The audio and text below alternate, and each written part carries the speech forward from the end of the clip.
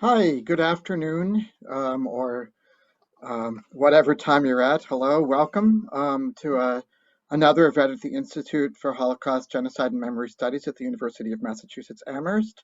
I am evidently not Alon Confino. I'm David Mednikov. I'm chair of the Department of Judaic and Near Eastern Studies and a professor of public policy and Middle Eastern Studies at UMass Amherst, and I'm filling in for Alon, however imperfectly today because he's helping herd immunity by with his second COVID shot and unfortunately feeling the effects.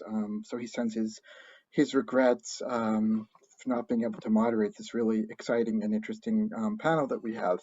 But I feel very privileged because my work, which comes from my background as a lawyer and a political scientist and a Middle Eastern contemporary scholar, touches a lot on refugee issues in the contemporary Middle East. And I'm also very interested in comparative genocide, and it's one of the things that's kept me engaged in the Institute as a board member and as somebody who works very closely with Alon Confino. So I'm really happy to be able to represent the Institute and be part of this panel today. Let me introduce the panel, and I'll introduce the speakers, and of course I'll lay out a few ground rules. Before I do that, I actually want to mention something sort of related, but not directly related to today's event. As you know, the Institute for Holocaust, Genocide, and Memory Studies covers a variety of really important issues around that core mandate, both historically and in the contemporary period. And Alon has been part of a small group of global scholars, and I've also been privileged to be one of those people who came out yesterday after a year of meetings and work with what we call the Jerusalem Declaration on Anti-Semitism, or the JDA. The JDA, which I think you just see in the chat, a link has been shared. It has been shared, means to navigate between two things that are often challenging around combating anti-Semitism, namely defining anti-Semitism clearly, and then on the other hand, also really facilitating and fostering free speech around a variety of issues, including the Palestinian-Israeli conflict. So I don't want to say anything more about how we've tried to navigate those two things. You should look at the document for yourselves and see what you think. But the document is now public. I stand by it, but more importantly, it represents, at least in his personal capacity, Alon's really long-standing work, both to center anti-Semitism and other forms of racism and discrimination, like anti-Armenian sentiment, which we're going to hear about historically today, but also, it represents, I think, many of our commitments to free speech in a variety of efforts. So I encourage people to look at this, even though it's outside of the bounds of today's panel. Okay. Today's panel, though, explores relief work and refugee movement in and around the Ottoman Empire during World War I using interactive ARC-GIS mapping technology, which is a technology I personally know a little bit about, and I think it's wonderful to see it applied historically in this way. Patterns found in the data gleaned from refugee memoirs, NGO archives, and military documents suggest that the reality of total war that shaped Allied strategies and humanitarian practice also molded norms and conditions for dealing with displaced peoples. So we're going to start by hearing Professor Michelle Tusan present a series of georeferenced maps charting experiences of exile and return over time and space, which can help us understand how people used and where they went and what used aid, where they went and which groups survived. And then we're also fortunate, as is often true for panels at the Institute, to have two really knowledgeable discussants, commentators on Michelle Tusan's talk. So let me introduce the panelists, having given you that background to the panel. Before I do that, let me just remind you of the sort of rules of the game.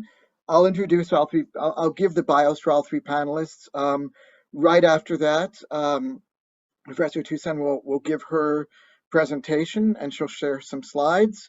Following her presentation, we'll move directly to Professor Matossian and Professor Tanielian's commentary. You are welcome and invited to pose questions throughout these presentations, and I'll ask you to pose your questions in the Q&A tab, not the chat tab. We'll be monitoring the Q&A tab.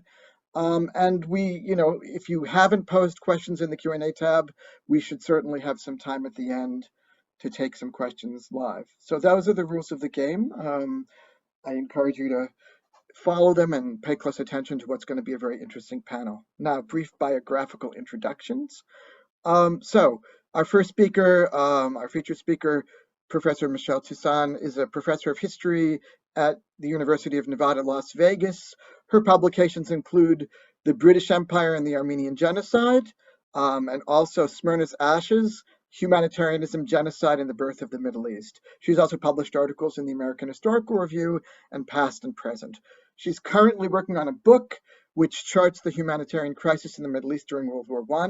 And today's talk is related to an article that's forthcoming called The Concentration Camp as a Site of Refuge, The Rise of the Refugee Camp and the Great War in the Middle East. And that will appear in the Journal of Modern History. She will be followed directly by comments from Professor Bedross Matossian. He's an associate professor of modern Middle Eastern history in the Department of History at the University of Nebraska-Lincoln. He's a graduate of the Hebrew University of Jerusalem, where he began his graduate studies in Islam in the Department of Islamic and Middle Eastern Studies. His PhD in Middle Eastern history comes from the Department of Middle Eastern, South Asian, and African Studies at Columbia. And he was at MIT as a lecturer from 2008 to 2010.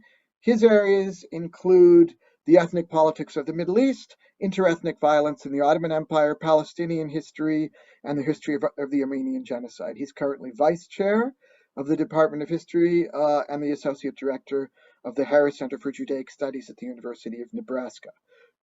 Last but not least is Professor Melanie Tanielian. She's an associate professor in the history department at the University of Michigan, Ann Arbor, and the director of University of Michigan Center for Armenian Studies.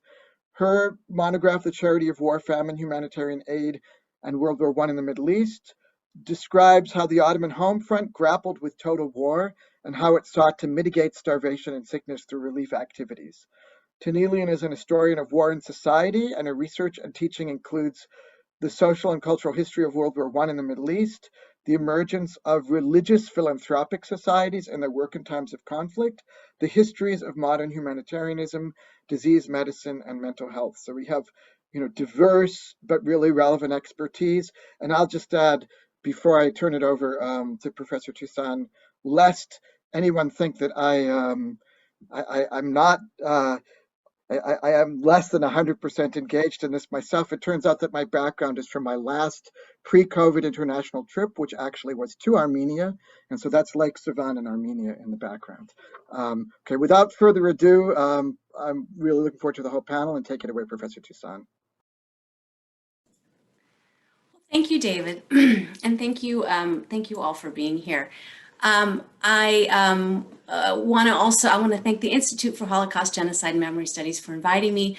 Also, thank you to Paz for his technical assistance. I'd also like to acknowledge my map maker, Hila Tyler Sang, and my undergraduate research assistant, Victoria Limon. And finally, thank you to Bedross and Melanie for engaging my work today, and to you, the audience, for zooming in. My talk today explores relief work and refugee movement in and around the Ottoman Empire during the Armenian Genocide, using interactive maps. I'll show you maps compiled from around 50 memoirs and diaries written by deportees, aid workers, and eyewitnesses who traveled deportation routes from around 1915 to 1930.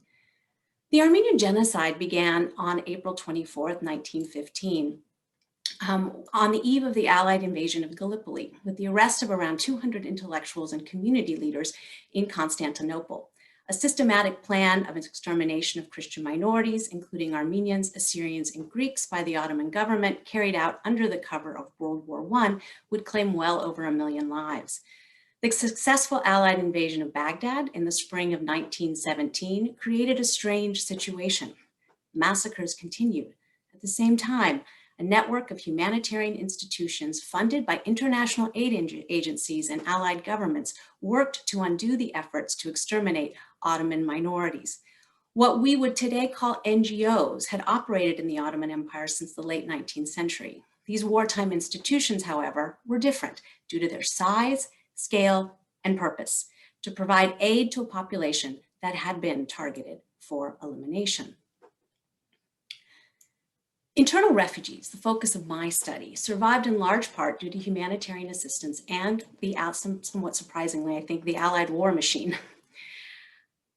Through the Allied war machine, and because the Allied war machine supported refugee camps, auxiliary aid stations, including soup kitchens, clothing distribution sites, hospitals, and orphanages. Through mapping these institutions and experiences of exile over time and space, this project charts a particular story of displacement and survival.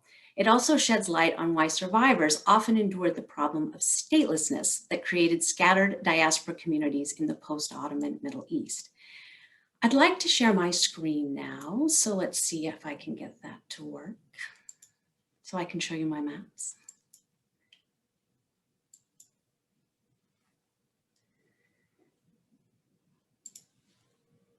I think you can all see that. You will let me know if you can't. Yes?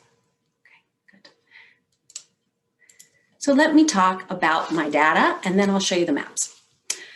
This chart is a breakdown of the maps I'll show you today. Single women, single men, those arrested on April 24th, eyewitnesses, aid workers, and deportees. It includes the range of points plotted, locations, and distances depicted on the maps.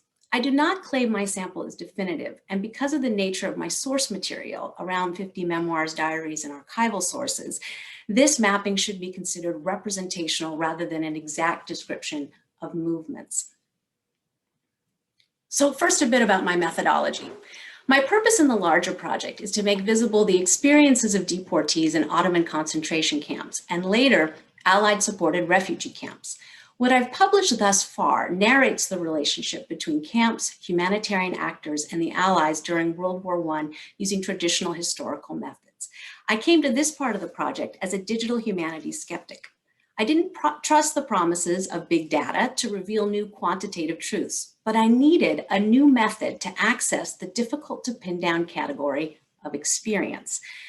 I wondered what humanist geographers call deep maps could reveal about how people experience genocide that traditional methodologies could not. And as you see on this chart here, these are the number of stories in each of the categories of the maps I'm going to talk about today. You can see the geographical range, which is huge, the number of miles covered. So these are truly global maps. The number of points refers to how many points were mapped for each of these stories. And the range for each story was, in this case, was 3 to 23. So this is my data set that I'm working with that you're going to see mapped. So what I tried to do in this project, and I tried to really capture what humanist geographers call deep maps. And I wondered what they could reveal about how people experience genocide that traditional methodologies could not using this data set. So I learned 3 things that I hope I can share with you today. Quantitative data allows me to ask qualitative questions about the effectiveness of genocide's attempt to erase an entire people. It also helps account for the silences in the archive. The second thing I learned, deep maps show the presence of deportees over the long term and the experience of exile that existed within the Ottoman Empire. Environmental conditions of the desert deportation routes matter, as does the length of time people spent as internal refugees in these spaces. Finally, and most importantly, these maps put real people into the story. We know where and how genocide happened. Now we need to know who it happened to. Excellent work has been done to show the architecture and reveal the architects of the Armenian genocide to counter denialist narratives. It's time to show the intersections between data and human stories. I want to understand how deportees moved through time and space and why they survived. How, when, and where survivors moved mattered. In its most ambitious articulation, I believe that this kind of mapping provides the missing link between the experience and act of genocide. It requires building a new kind of archive using digital maps and representational strategies that put survivors, who I'm going to talk about today and pictured here in this slide, at the center of the story.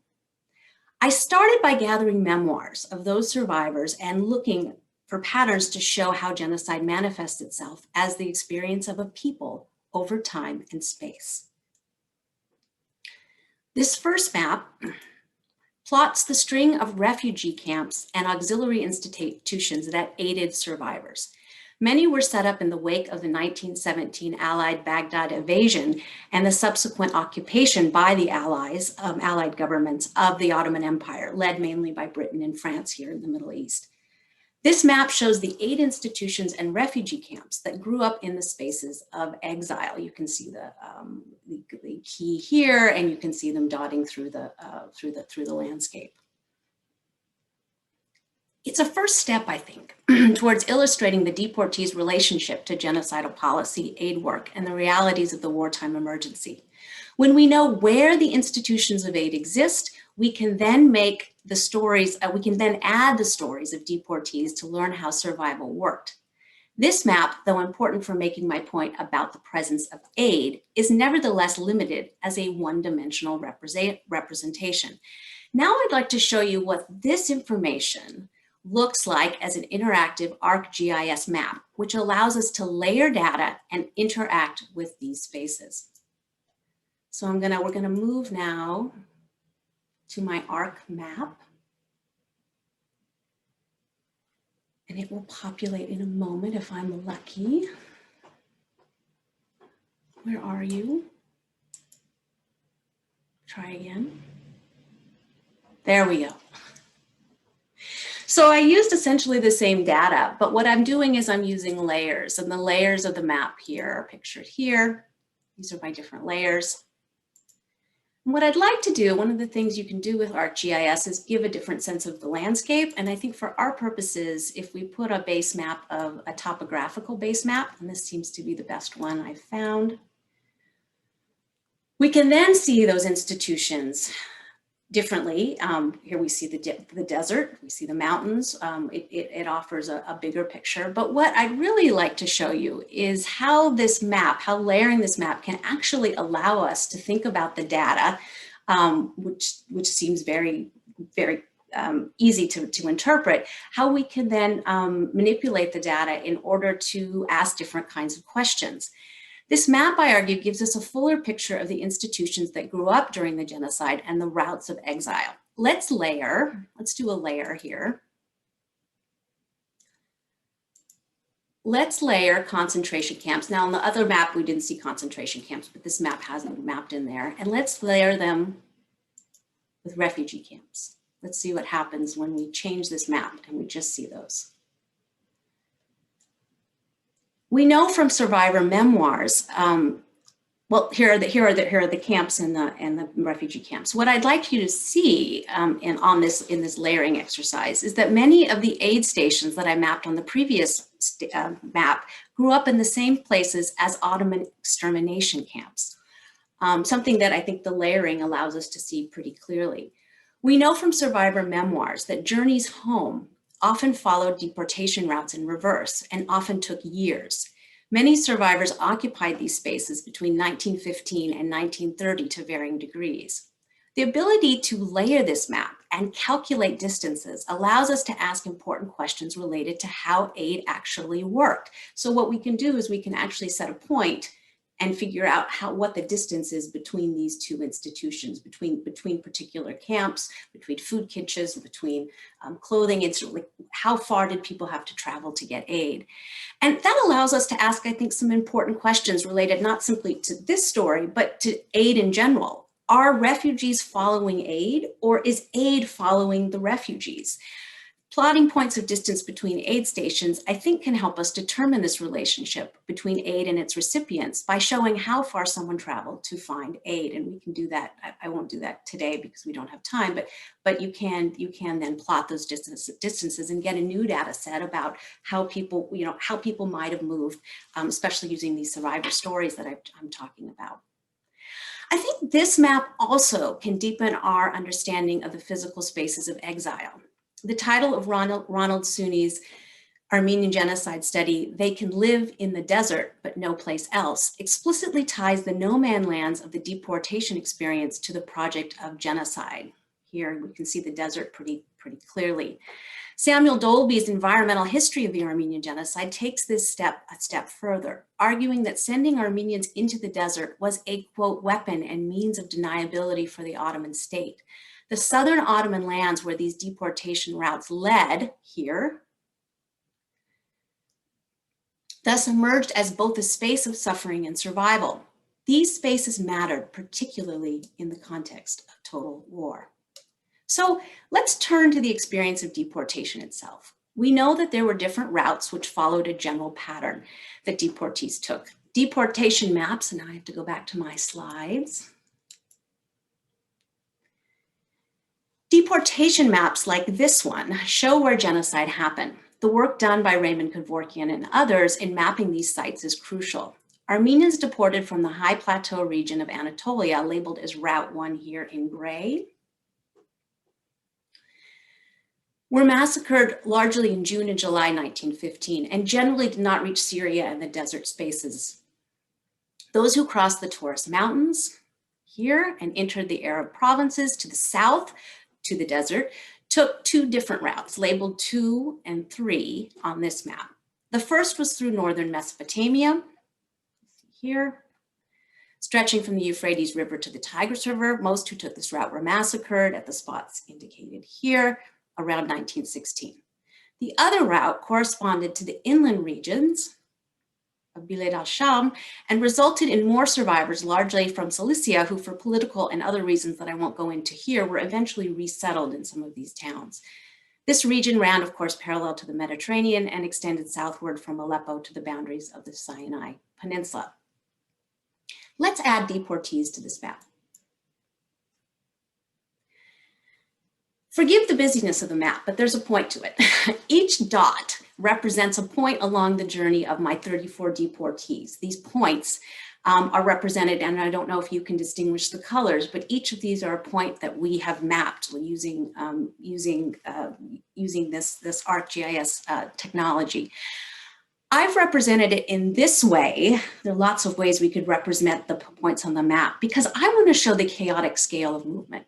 Remember, these deportees themselves, even though I'm only representing 34 stories here, were part of large caravans, and they occupied space long after the genocide began in 1915.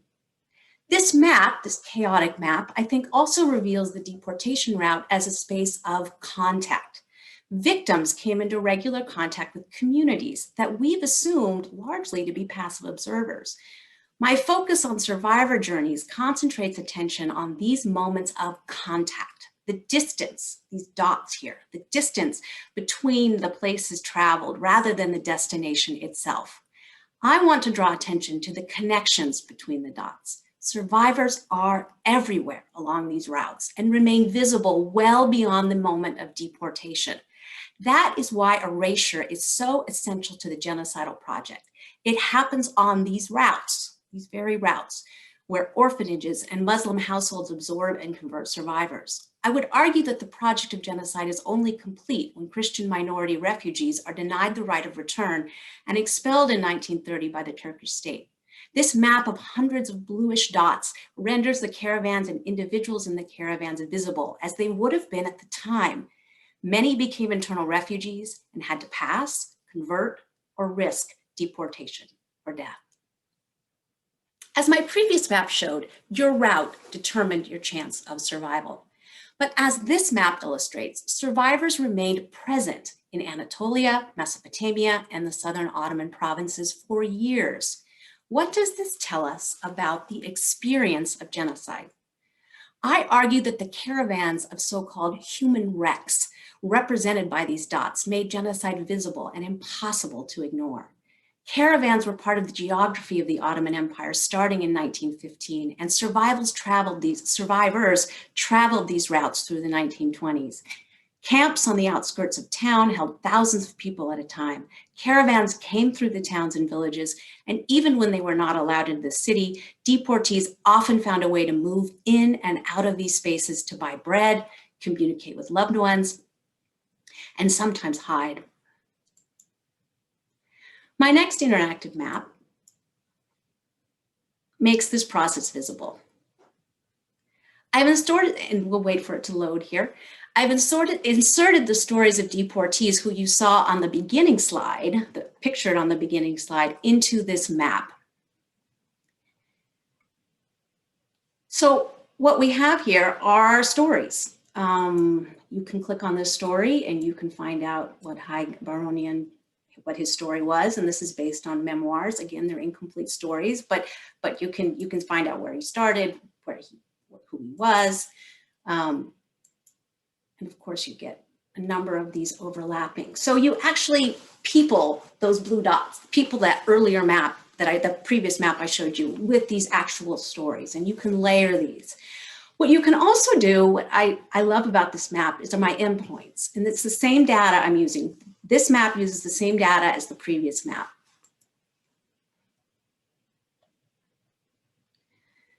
You can show the arc. Same people, same arcs, but you can show how people traveled, right? You can show their beginning and end stories. And I think one of the things that we wanted to do in making this map was to show beginning points and end points, because we often know the story of people who traveled out, right? Who left. Let me move us in a little bit. Or out, right? This story we know of people leaving. But what about people who stayed as internal refugees close by? So let me show you how these arcs work, which I think is pretty cool. You start with one of the lighter dots, right? And this shows the beginning. So then you have a little short bio again, and then you can follow the dot to figure out where he ended up. Oh, we went on to Shahin here. But you can do that with each of these. So here, Astrid, she's easier. We'll look at her. So she starts here and ends up in Jerusalem. And you can see her route. So the arc, I think the arc that people traveled, the space traveled between towns, I think this is important. Again, it's the connections that matter, the distances between towns and villages, death camps and resettlement areas. With digital mapping, we can plot the distance that people traveled, see concentration camps, as well as the aid station and orphanages and refugee camps that serve this population. If you can imagine layering this with my first map, you can see what people passed through on these routes, right? I want to zoom out a little bit. I want to show you one guy who's really interesting. So there's only one dot here for Levon Shahoyan, and that's because he's my only person in the sample who ended up where he began. Everyone else ended up in a different place than where they began.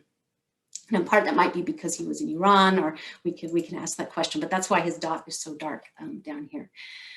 With digital mapping, we can layer the first map I showed you over this map to see the points where people went. And I think it offers us a more complex portrait of survival than we have so far. And seeing their journeys out, I think, is really important as well, seeing where they ended up. So that's my interactive map. And let me move now to some other samples. My next map shows aid workers and eyewitnesses, and I've layered them together. I'm sorry, I hope it doesn't look too crowded, but I'd like to make a point about these two categories of observers, the eyewitnesses and the aid workers. By knowing where aid workers traveled and which sites they served at particular moments, we can get a fuller picture, I think, of the refugee experience. After 1917, the effects of rising prices and famine taking hold in the Ottoman Empire made the experience of a deportee even more precarious. But we also know that after 1917, the Allied occupation in some regions meant that there was an increase in aid available to survivors in the same year. Mapping the people who supported and saw these places, our aid workers and our eyewitnesses, deepens our understanding of the deportee experience based on material, geopolitical, and spatial factors. Where and when you were in a particular space mattered. And if you notice the concentration of how aid workers are moving, they're constantly moving in and out of these spaces, moving back and forth, but they're also traveling, if you can see here, many of the same routes that the deportees are moving.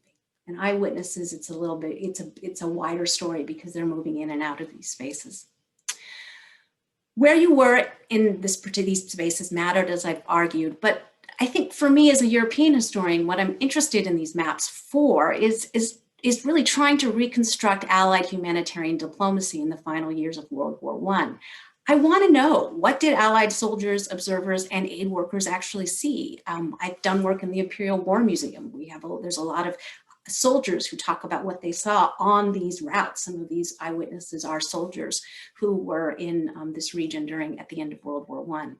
Did what they saw influence the setting up of refugee camps, orphanages, and aid stations in particular regions? I want to know how humanitarianism worked alongside the war machine to shape civilian experiences during and after the war. And I think these two groups are clues for that. I also wanted to know how digital maps can fill in some of genocide's silences. These are my adult women mapped here. I only have 3. It's interesting, and I was talking to Bedross about this earlier. We have a lot of memoirs from women who survived the genocide as children, collected many years later. My own grandmother, I have her story. We do not have much from adult women at the time. This map is an attempt to read adult women's gendered experience of deportation. Women had a singular experience in the caravans because they often did not have male protection and traveled with small children.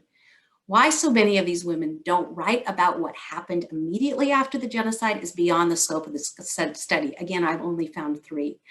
But the problem raises an important question about the relationship between gender and genocide.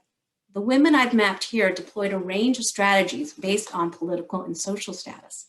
Much of it had to do with luck, to be sure, but the experience of adult women in caravans and political exiles had its own internal logic, where survival came from the ability to take advantage of opportunity. This is the case with probably the most famous female deportee, Zabel Essayan, who during her time in political exile, I found out, engaged in political work with the British legation in Tehran, which is how she got way over here. And her political connections allowed her, she's here pictured in this kind of, this color here, this kind of burgundy color, allowed her to travel much farther than what ordinary women like Tanielian and Agassar. So her story, I think, is one that's worth unpacking in terms of how she was able to travel and move and the kinds of work and advocacy she was able to do as a political exile. I think a similar thing can be said of this next map, single male deportees, and I've mapped the single men in my sample. A larger number of men's stories survive in part because of the status of those deported. They were also unencumbered by family, which better allowed them to hide and use existing networks to keep themselves safe.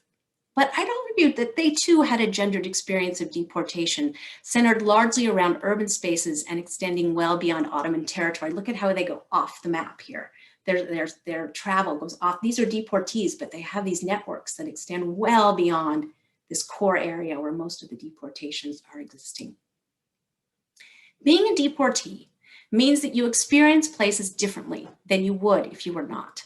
You will now always be a stranger in your own country. Vahe Tashjian shows how this works on a micro level by using 2 men's diaries to trace the refugee experience during this time. His work shows that moving through a bounded geography, the deportation route, forces you to redefine old spaces in new ways according to human need: food, clothing, shelter, and safety. They can liberate because it provides the city can liberate, and you'll notice they are passing through many spaces, and most of these, if we zoomed in, we can see that they are urban spaces that they're passing through. The city can liberate because it provides a space to fulfill these needs, make connections, and even avoid detection. It's here the itinerant experience of the deportee survivor takes shape and makes it possible to imagine oneself as part of a post-genocide, often urban diaspora. My final map of political exiles deported after April 24th further illustrates this point of exile. The points on their journey, my sample here, these four men and Zabel Sion, run off the page. The distances they travel while in exile show how political and personal networks transform into diasporic spaces for those who cannot go home. So I'm going to stop sharing my screen and we can go back to these maps if you'd like in the question and answer and make some conclusions.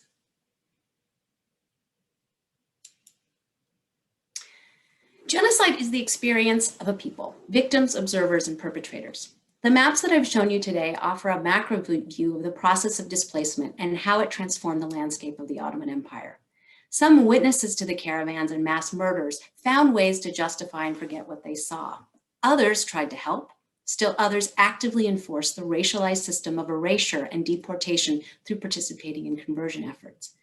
While it's the victims who were killed, exiled, or absorbed, genocide scars the psyche of an entire community because the process of erasure is never complete or total.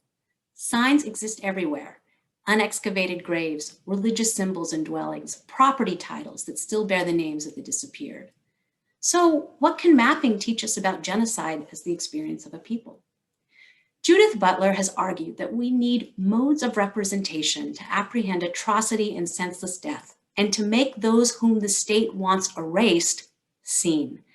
The refusal of refugees to disappear by existing on the margins of societies that do not want them is an act of resistance that confronts the inequality of a social contract that makes the vulnerable into victims of racism and hate. Mapping is one way to show the extent to which victims remain in a world that no longer acknowledges their right to exist. Caravans were supposed to avoid towns, yet townspeople saw them. Evidence was everywhere, in their fields, on their roads, and sometimes, for those who escaped, in their own neighborhoods. The attempt to save women and children by converting them to Islam and renaming them was another unsuccessful attempt to make them disappear. As the memoirs that I have mined show, survivors do not easily forget who they are, and those around them know too, by marking them as second-class citizens. Their physical existence disrupts the social order in ways that victims and perpetrators alike unwittingly participate. Social bonds must be remade and places renamed after genocide. Exiles create new diasporas. The story of crypto-Armenians still living in Turkey today is an instructive one. They exist as other, or as one Turkish writer described her own crypto-Armenian grandmother, as different. They carry with them the experience of a people in their habits, appearance, and history, despite conversion and seeming assimilation. They are an uncomfortable reminder that you and I once were we. But that's the thing with genocide. It works. Disappearing an individual is the ultimate act of attempting to erase a people. It's more difficult, however, than it seems. When the expulsion order came in 1930 for all internally displaced Christians remaining in Turkey, it was an act that showed the inability of the state to completely disappear them all. It was an act of desperation that said, we can still see you, and therefore we will banish you. The traces of these banished people remain in the mass graves, destroyed churches, and in the people themselves who were absorbed into the villages and communities from which they were supposed to have vanished. Finding the traces of those who resisted by existing is one way to reconcile the past experience of genocide with the living, breathing communities of the present. Thanks.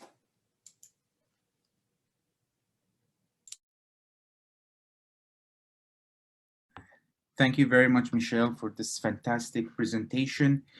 What I'm going to do is discuss a bit about maps in general, Armenian genocide maps, their history, and try to demonstrate what you're doing, what's the novelty.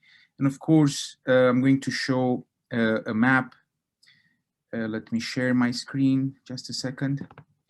So one thing we have to understand here is that digital humanities is not just putting a map on a website and writing down some information. People usually get confused about what digital map is, digital humanities is, and what Michelle is doing. It's a very sophisticated digital humanities by using ARC-GIS.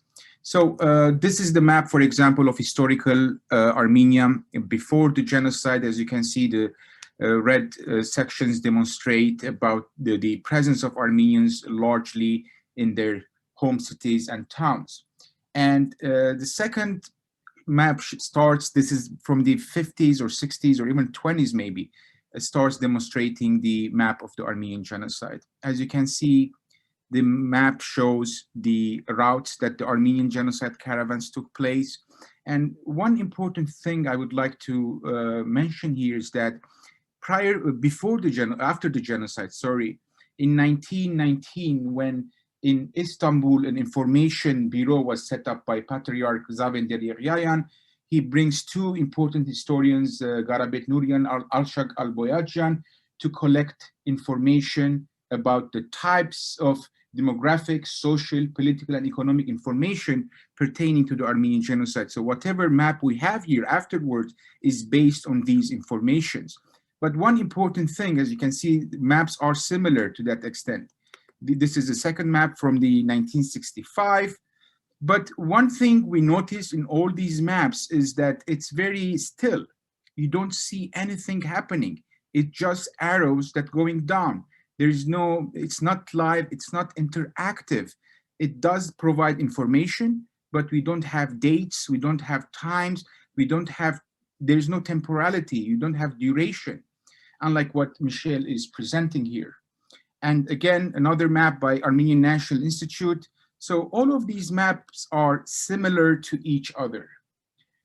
Before discussing about the second phase of genocide, which now Michel brings it to a second phase, I would like to discuss about the lack of regional maps. So despite the fact that some historians, Armenian historians, have written about about histories of specific provinces, we do not have sophisticated regional maps of genocide. For example, in the case of Sivas here, this middle major place for genocide, we know through history that 15 caravans have left the province, but we don't know specifically. We don't have information about the routes of the. We do have information, but from digital perspective of digital humanities, we don't know what's happening within this province. The other issue is about memoirs, which Michel is manipulating, using in an excellent manner. We have tons of memoirs written in Armenian, written in Armeno-Turkish, which is Ottoman in Armenian letters.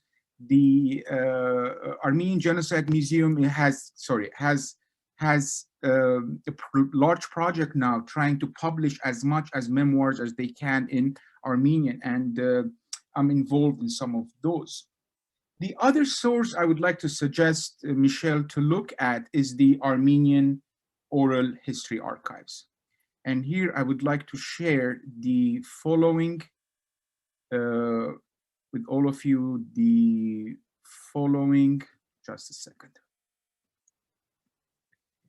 Where's the chat section here?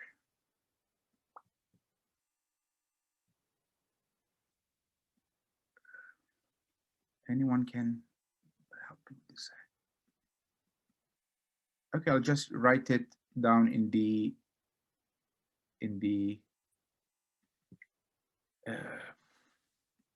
all right. So the oral archives, I think, are the biggest repository of for digital humanities. Why? Because they're live, meaning you can hear the voice, you can hear the tone within the interviewee, you can understand much better than what historians have done or what historians have given you as raw material.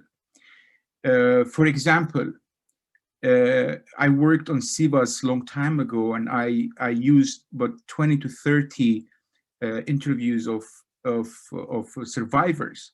And one of them was named Salame Gochigyan, who recounts in her interview that their caravan, which left Sivas, was turning in a circular manner, right? It wasn't necessarily going to specific direction. And that's kind of an exhaustion. It was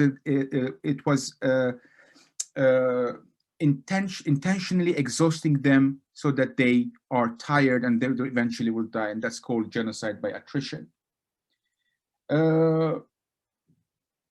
So oral history, I would suggest, is a very important source for reconstructing or adding to this digital archives.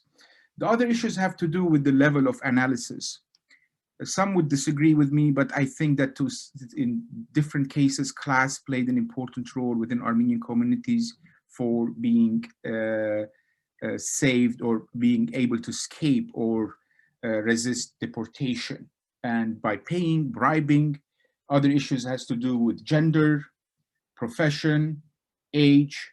Regarding gender, I would like to raise an important point here, is that gender studies within Armenian genocide remains in its infancy. As Michelle has demonstrated here, it is still in its infancy, and I think oral histories of women who have been interviewed can provide substantial information about their experience during the genocide. I interviewed two genocide survivors, women, and I found fascinating information in their stories. So accumulating all types of oral history archives and oral history testimonies would provide us with a better information about the Armenian genocide. The digital humanities, as presented by Michelle, is a sophisticated way of viewing it, and she just showed us information based on 50 memoirs. I mean, we have more than 1 million people who have been killed. Imagine the level of information that we will have if we try to at least incorporate quarter of these survivors within in a digital humanities project. One thing I think that we need to have also is data mining. We need to have a large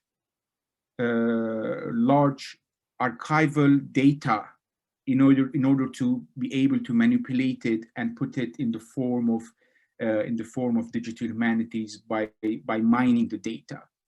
And the Armenian Genocide Museum has been worked on collecting names of all survivors, or all of those who died or were killed during the genocide, in order to create this major data. And so you can manipulate the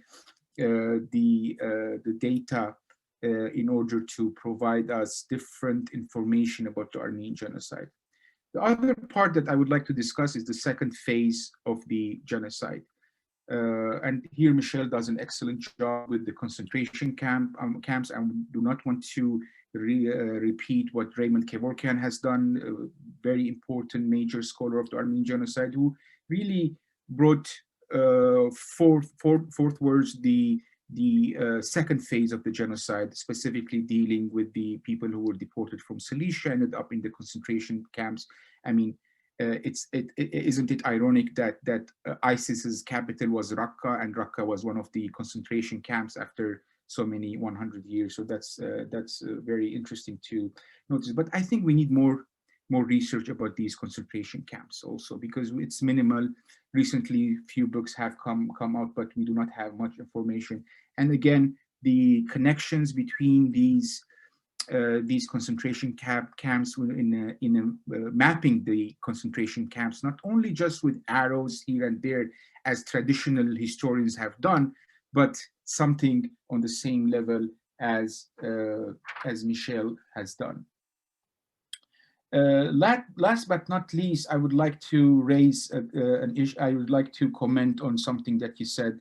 Butler has argued that we need modes of representation to apprehend atrocity and senseless death. The major novelist and literary critic of the 20th century, Hagop Oshagan wrote, was supposed to write a trio of novels called The Remnants. He wrote the first two, and the second one he couldn't write. It was about the Armenian genocide. He had an heart attack in 1948 and died. And this raised an important issue, which he even had in his mind, is, can atrocity be represented? Can atrocity be apprehended, or can it have a mode of presentation? And what does your digital humanities project provides us more, or a different level of understanding the genocide that leading scholars are not able to convey the message? Thank you very much.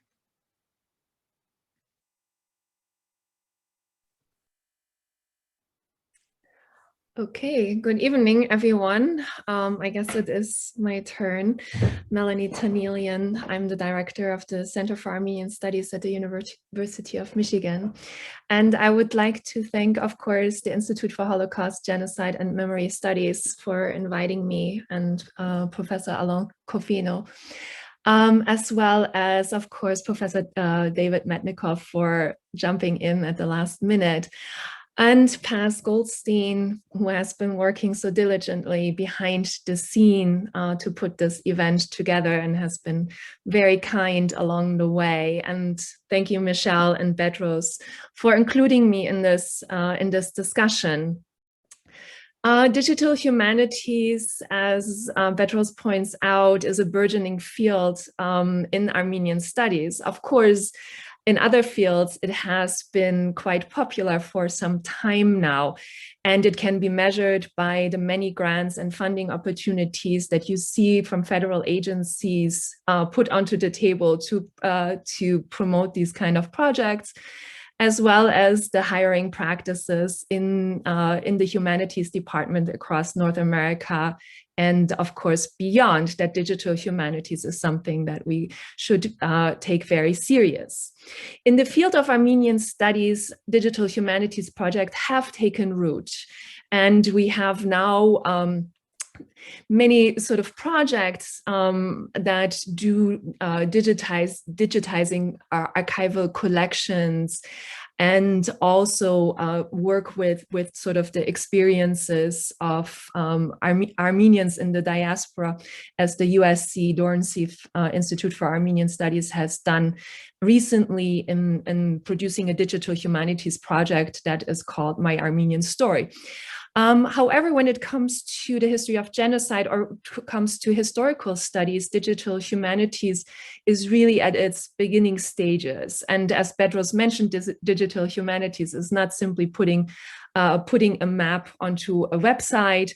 And it is also not simply digitizing materials and putting them into accessible archives, but it has to do with the analysis, as Michelle is putting, of course, onto the table here, where digital humanities becomes part, or the digital sort of realm becomes part of analysis and interpretation and becomes part of the narrative. So there's much more room for us to, in our field, to make large scale and serious contributions to, of course, contributing to the greater understanding of what we would consider the seminal event in Armenian history, the genocide of 1915. And so mapping routes, camps, victims, survivors, and aid workers. But of course, in the context of Armenian history, there are many other moments that may actually benefit from mapping that could also show continuity. For example, mapping the migration of Armenians in the 19th century, a story that has been investigated by David Goodman, or of course also in the later period. So there's, I think, lots of room that we could think about where digital humanities fits in the context of Armenian history and historical studies. And of course, we saw here also that it provides many new insights into the history of modern humanitarianism as it is taking shape in the Eastern Mediterranean, as well as the history of the international refugee regime as it comes to be defined in the interwar period, not only in the chambers of the League of Nations, but also on the ground in post-Ottoman societies. So, reading your presentation, I immediately was intrigued, and having seen these maps now in action, I am encouraged and inspired to perhaps tackle the road from the archive to the map.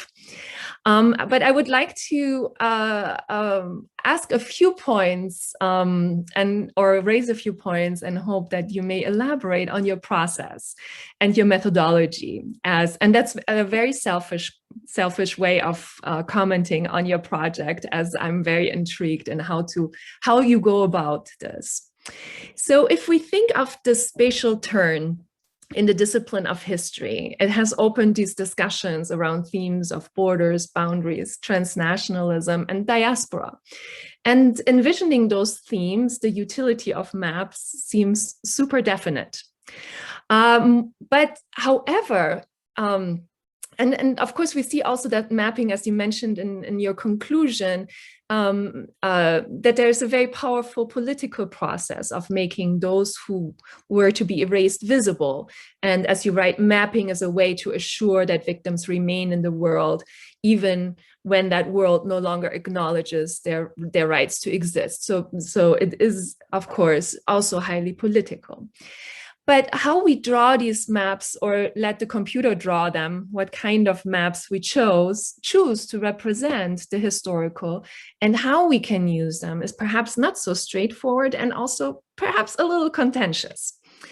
So I want to begin with a how. So Bodenhammer, whom you cite in your work, points out that the critique of GIS mapping rests on a positivist epistemology and demands precision in data and methods. And the lines on the map are a representation of that precision and this method that is maybe less suited to our messy humanities, as we tend to view the world as complex, interconnected, entangled, multidimensional, multi-causal, and nonlinear.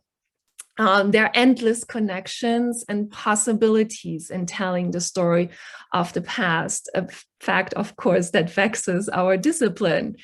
Moreover, Bodenhammer writes that there is a capriciousness in the way we treat time and space as artificial and malleable constructs, and take liberties to cross these temporal and spatial boundaries all the time, right? We easily compare historical events and processes across geographies, across empires, across periods.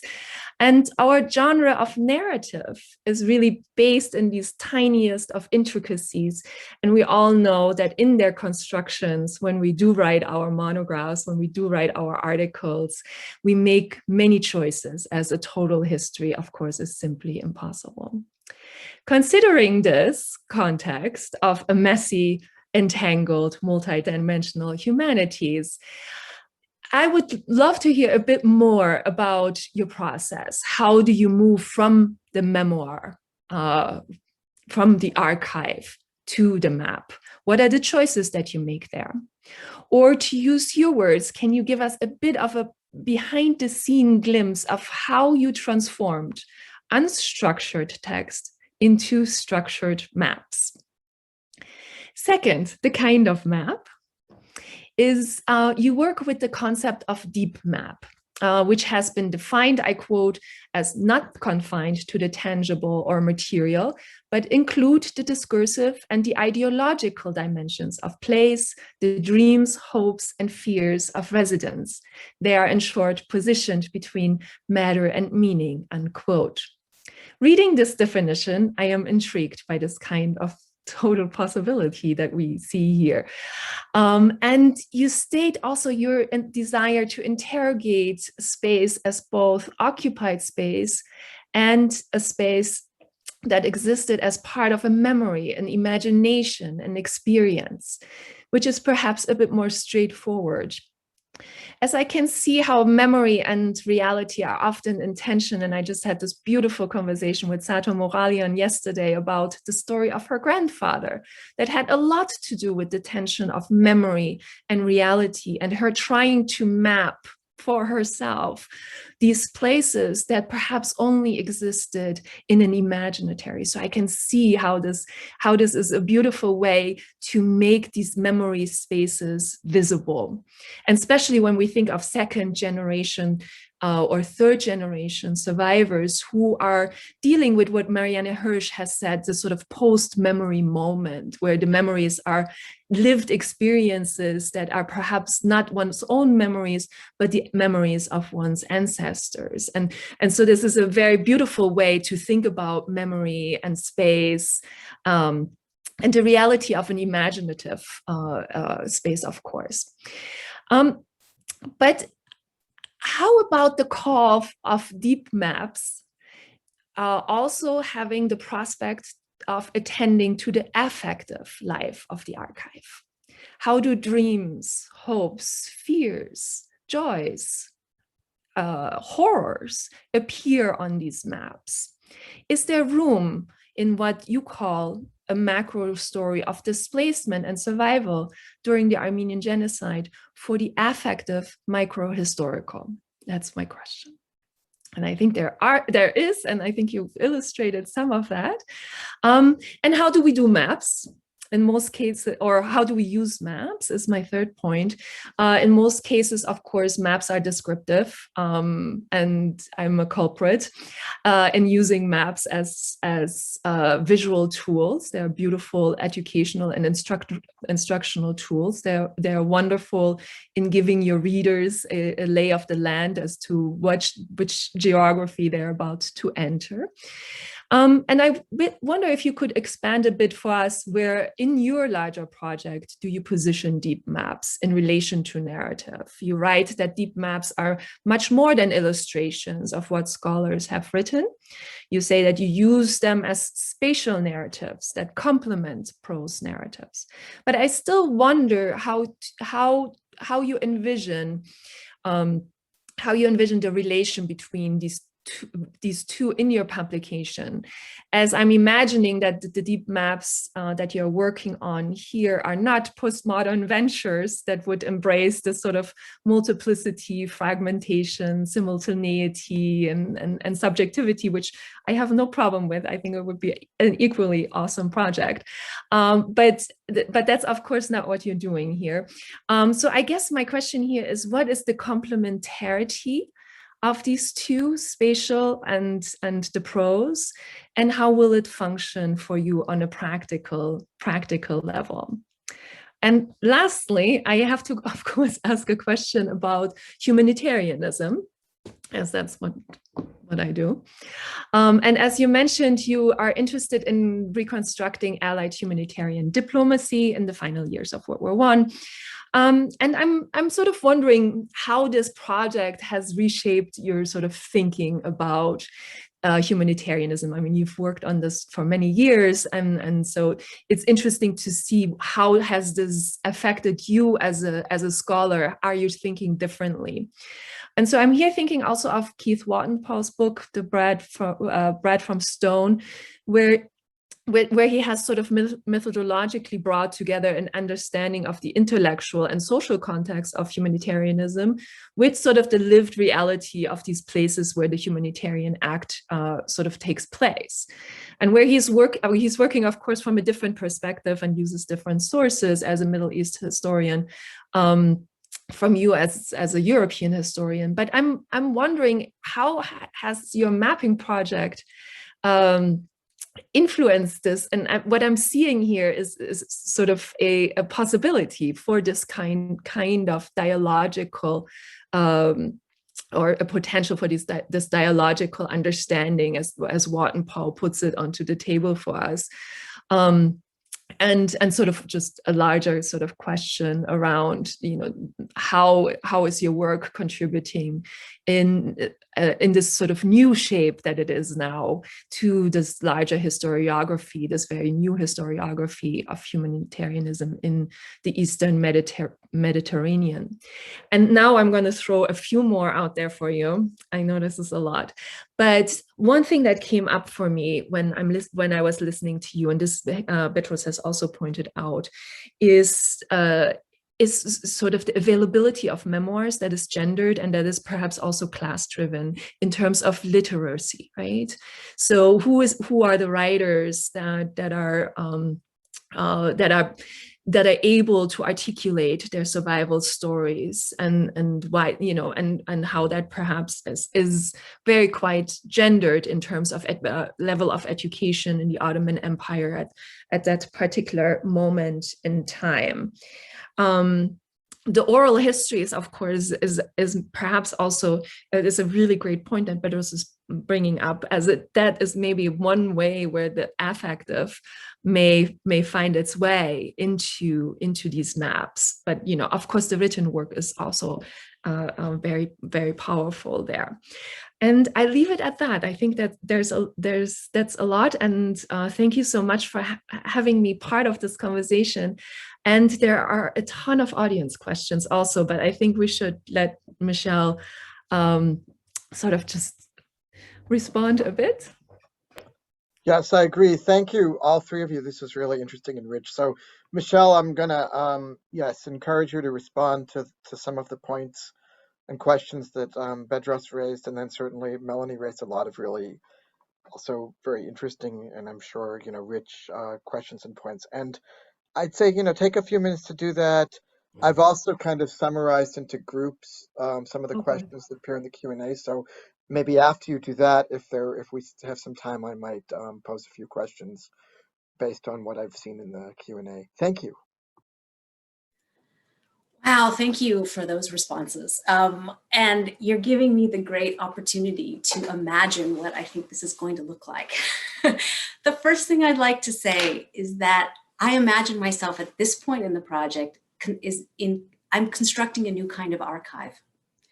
And I feel like this kind of archive allows us and asks us to ask different kinds of questions of the material we have so far.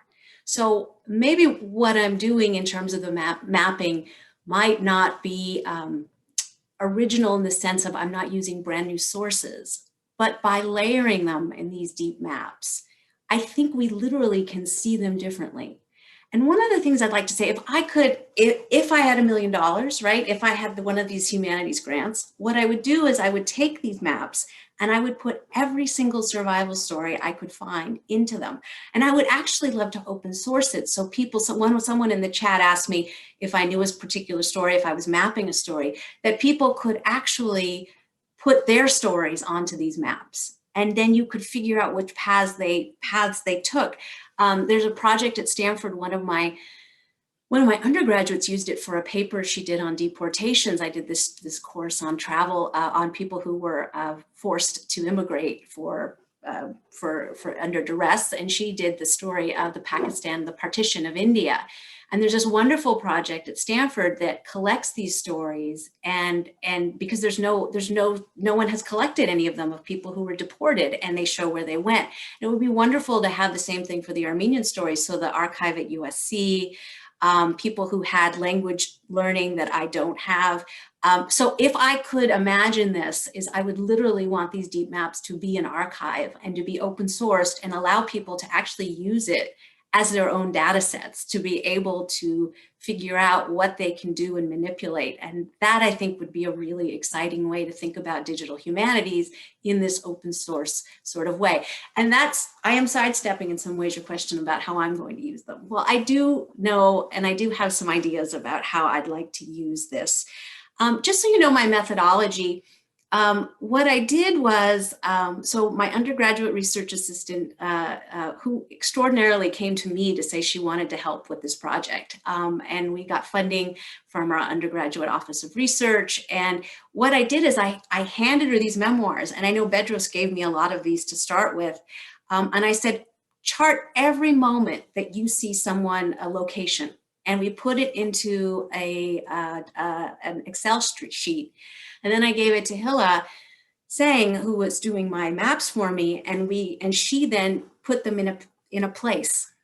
And so what I have are these Excel spreadsheets, these 50 Excel spreadsheets that then have these points of data. And what you could do each time is you could really literally do this with any story that you had. That's why the points vary. So methodologically, it allows you, I think, to compile data in a way that is additive.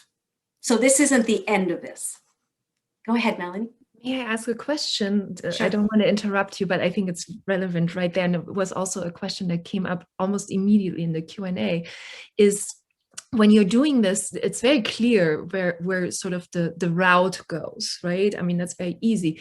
But of course, these sort of linear representations don't take into consideration time.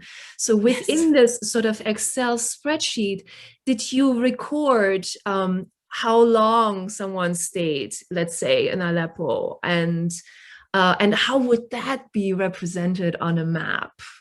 Well, that's the next thing. And if I can keep getting funding for this project, the next thing I need is my time map. We have all that data, and it's in another column. And one of the things we could really do is figure out how long people stayed in one place. And again, they're memoirs, so it's fuzzy.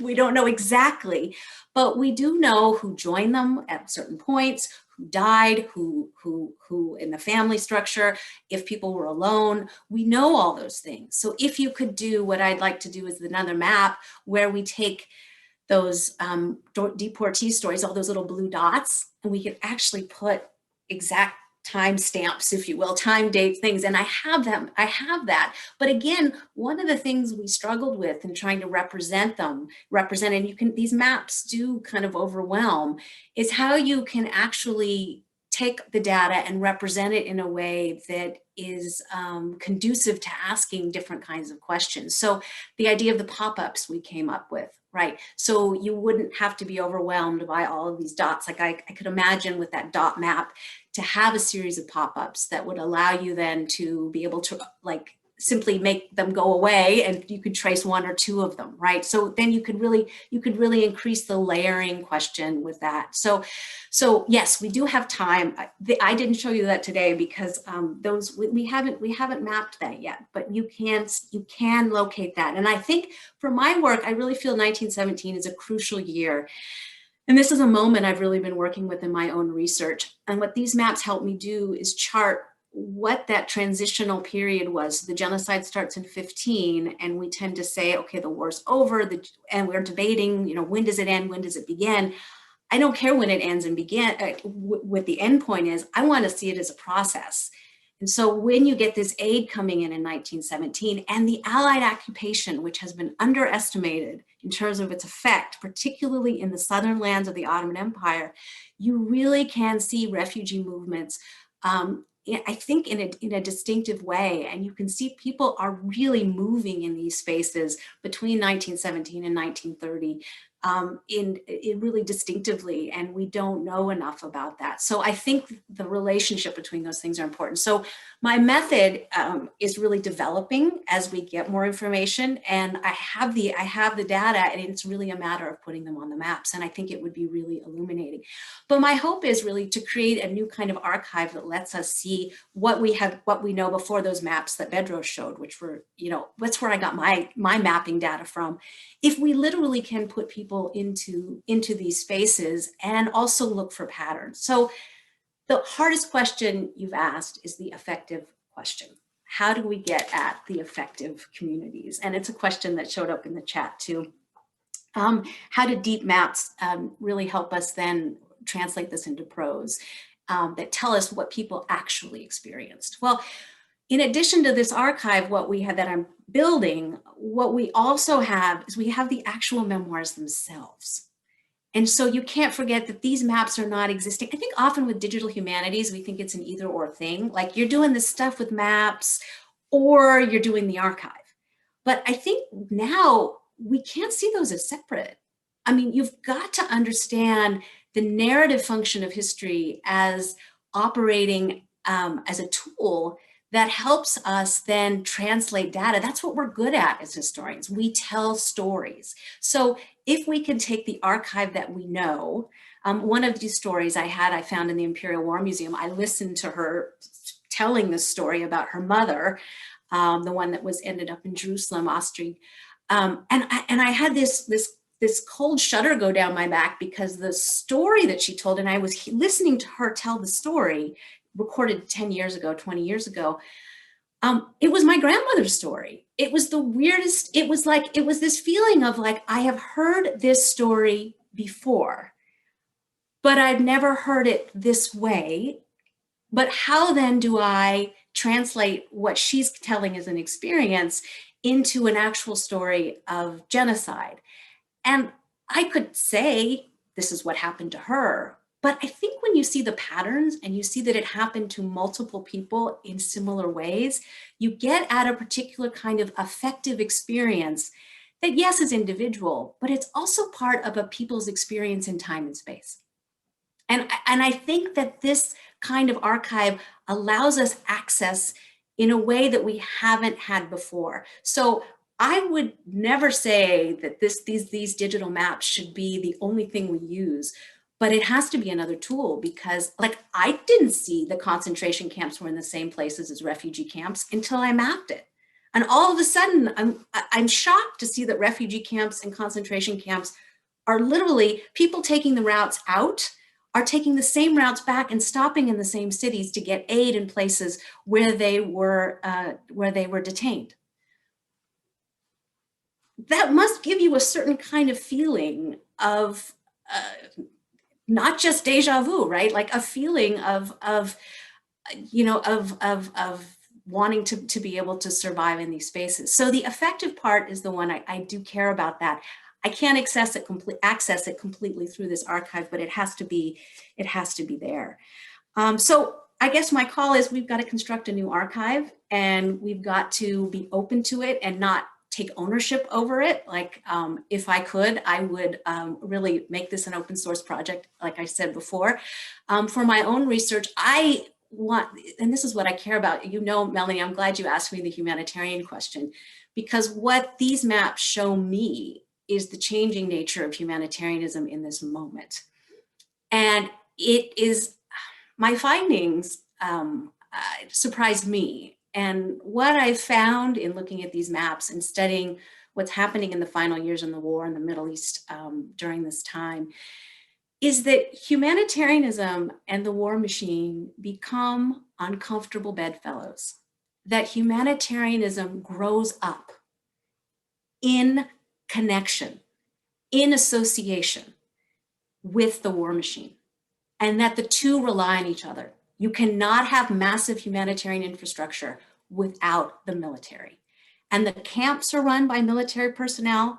We know the Red Cross is a pseudo-military run institution. It's funded by governments.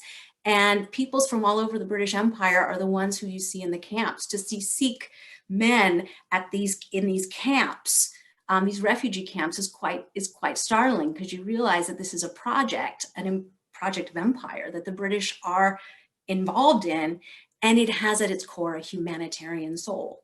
And this isn't to say that humanitarianism is delegitimated because of its association with the military. It means that to understand humanitarianism, we have to understand its militarization and its military component and its uncomfortable birth in the war. And that's what these maps help me understand in these movement of people.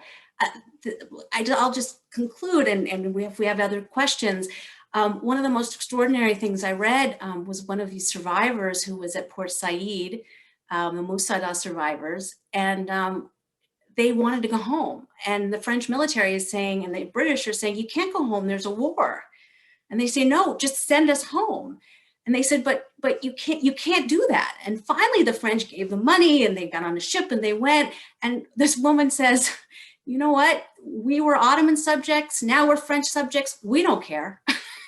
You know, we just want to go home. And so the military sends them home right into a war zone and then sends more humanitarian aid. So I think what we have to understand is that people's experience in these spaces and places are very much intimately tied with the broader humanitarian project, as well as the military action of the war. And I'll leave it there. Great.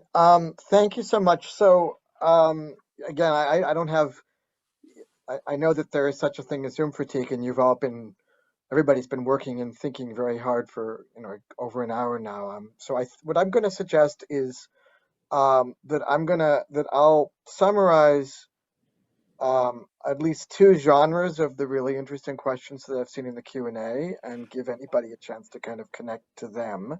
But there are other questions that maybe people might answer on the fly, or there'll be a chance to connect to at another moment. So in addition to some of the things, or connected to some of the things as well that I've heard everybody speak about, there's a couple of other genres that come up a lot in the questions that maybe not just Michelle, but any of you can talk about as you like. So one set of issues has to do with broader comparisons, or what kinds of comparisons you can't make from the mapping data, but I think, maybe just from what you've learned more generally. So, how do we compare Armenian survivors' experience with other displaced people from the same time period? That came up pretty early. Did Armenians among themselves who were displaced, but I also think, did Armenians versus other groups have different opportunities or experiences based on their ties to Europe? That came up as well. I mean, I'm combining a couple questions. I mean, that's very visible from, the maps that you used. Does the type of work, specifically this type of mapping work, help us with comparisons across time? I mean, is this a way to actually, keep particular context, but also allow for, application in genocide across time periods? So that's one set of things. And then there's another set of things around, the data and whether that, and you mentioned some of this stuff, I know as well, Melanie, does the data that we have mean that the mapping represents things in, unusual or perhaps distorted ways? And, what can we do more generally about some of the data? Do the sources make it harder, for example, to see less elite forced migrants? And is there anything that we can do about that? And what about the uncertainty of the memories of survivors with respect to place? How does that sort of get over-reified, or what do we do, to minimize the challenges of that when working with this really exciting spatial data? So I'll leave it at that, but again, I welcome comments from any of you about those things, and thanks everybody for sticking with us. And I think after that we'll probably call it an end and allow for meals and dinners and breaks. Bedross and Melanie, do you have anything you want to say? I can speak to some of those questions. No. No, I think this is for you. Okay. I'm happy to address them, and they're big questions. Yeah, go ahead, Bedross. Regarding the ties to Europe, whether that they were saved, because there was only a very small minority of people who had contacts and maybe a friend in the embassy or something that they were, but the majority majority perished during the genocide. So. Well, I'll start with your last question first about elites and sources, because that's come up a bit. Melanie posted, and I think Ron in the questions posted, like, why these are elites, my April 24th maps and the women. But actually, they're not all elites. A lot of these memoirs that I found are by people who wrote them years later and had very little education at the time. And in fact, what I should do is I should go through and look at the different classes of, I should do class. I haven't done class. I did gender, but I should do class. And I think that really does matter. So some of the stuff I found in fragments, like this woman's testimony or her memories in the Imperial War Museum, she was not an elite woman. The only reason it was there is because her stepfather was a British officer, and they were barely scraping by when they ended up in Jerusalem. So there's a real depth, I think, of source material. And I think you're absolutely right. We have to not simply talk about the elites. That's why I isolated the single men, because those men were people who survived largely because they had so many networks and they could go to cities. And the women too, just Yasayan, the other two were not elite women. I have something that comes up for me there, because there's also a different quantitative or a different qualitative archive that could also add. It's not memoirs, but it's the League of Nations or these my missionaries, for example. They would collect the stories of children, right? I mean, they would have this one little paragraph of coming from this and this village, now she's going to go to Smyrna, from Smyrna to Beirut. So there's these little, but of course they are a lot thinner in terms of qualitative material there, but they would also yet again add another layer. Well, that's the idea, is if you have some of these rich sources that we can really, and another question was, how do we know if they're real? Like, how do we know if they're accurate? I think you kind of trust the patterns. Like if you get enough people saying, I went through this space in this moment or around this time, suddenly a snippet from a child who says, I remember being here, suddenly has new weight, because you can say, oh, that matches that, which matches that, which matches that. And suddenly you've reconstructed a caravan, right? And you're able, so I think it allows us then to reinterpret the fragments in a more rich and robust way, because it can fit into patterns. And this is where I think, and your first question, David, and or the question of in the chat or in the group was, how does this apply to other stories? I think when it comes to genocide, the idea of the untrustworthy source. Oh, you didn't know, you didn't, right? You know, how do we trust these? You know, I had reviewers when I started writing this say, you know, you're dealing with subjective sources. I had academics telling me this. You're dealing with subjective sources. And I thought to myself, why do you trust a bureaucrat back in London more than you trust someone who was an internee at the camp? And I thought, well, if you don't trust them, what is the best way to trust an internee is to ask other internees, right? So I think this pattern, what these maps do, this quantitative part of it, is really important, because it allows us then to insert fragments and to make fragments speak in ways that we haven't allowed them to speak because we don't trust them, right? And suddenly, if you have 10 people going through the similar place at a similar time, you can then really understand that experience of a child in a different kind of way. And it also legitimates the experience. And I think that's the most important thing with survivor testimonies, to legitimate an experience, because you can actually and we shouldn't have to, but we do. I mean, again, I couldn't believe in this day and age that someone would say, we can't trust what people saw at the camps. And I thought, well, if you can't trust one, maybe you can trust 10, right?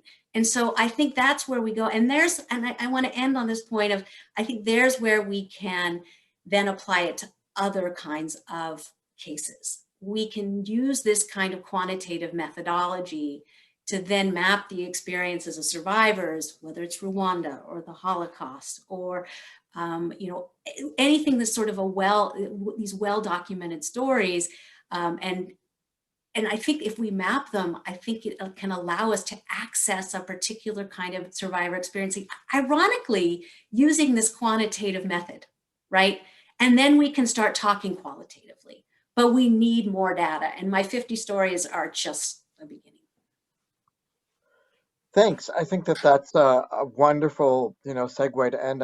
I want to note that one of the last things that I noticed in the Q&A was Pamela Steiner, who I believe is from Harvard, just noting that in addition to the history and the documentation, this has a very important potential role around memorializing. So, I mean, I just think that the possibilities, and again, as somebody who's a social scientist and in a humanities department, I don't see quantitative and qualitative methodologies as necessarily always in conflict, but I do appreciate also the irony that something that seems more statistical and quantitative can actually be very helpful in getting us all to humanize something that's very complex and needs that sort of humanization. So with that last remark, I want to thank everybody. I've learned a lot, and this has really been great. Thank you so much, Michelle, Bedross, and Melanie for your remarks, and thanks everybody here. Thank you for inviting us. Thank you, David. Yes, thank you so very much for having us. Thank you, Michelle, for your great work. Well, I look forward to seeing how this project continues and maps onto, if you don't mind the pun, a lot of the other really interesting work that I see happening across fields that's similar. Thanks, everybody. Be well, and join us at future events at the Institute.